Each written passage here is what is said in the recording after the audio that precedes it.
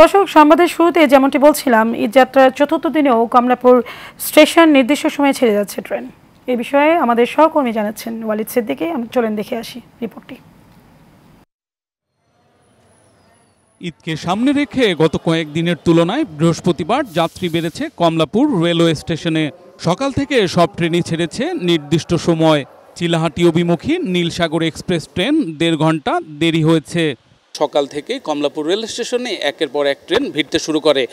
এ পর্যন্ত আমরা জানতে পেরেছি 17টি ট্রেন বিভিন্ন গন্তব্যে রওনা দিয়েছে। অতিরিক্ত যাত্রীচাপ সামাল দেওয়ার জন্য 5 জোড়া বিশেষ ট্রেনের ব্যবস্থা করা হয়েছে। বড় কোনো শিডিউল বিপর্যয় না হওয়ায় স্বস্তিতে যাত্রীরা। এনআইডির মাধ্যমে টিকিট বিক্রির ফলে টিকিট কালোবাজারি বন্ধ হয়েছে বলে জানান যাত্রীরা। বিগত বছর যে ট্রেনের যে একটা ক্যাচাল ছিল, কালোবাজারি ছিল, আলহামদুলিল্লাহ আপাতত আমার চোখে এখনো পড়ে নাই। এনআইডি কার্ডের মাধ্যমে টিকিট নেওয়ার কারণে একজন সর্বোচ্চ 4টি টিকিটের বেশি নিতে পারতেছে না। এজন্য সবাই টিকিট কাটার মতো এখন একটা ব্যবস্থা হয়েছে। এটা ঠিক টাইমে আসছে আর ঠিক টাইমে আশা করি যাবে।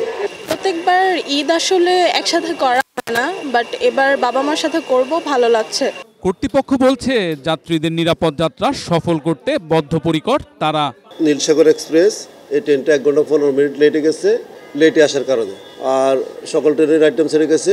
যাত্রী সাধারণের স্বাচ্ছন্দ্যে ভ্রমণের ক্ষেত্রে যতটুকু নিরাপত্তা দেওয়া দরকার এবং চেকিং দরকার সব কিছুই অ্যারেঞ্জমেন্ট আছে, সব কিছু সম্পন্ন হয়েছে, আপনারা দেখতেছেন।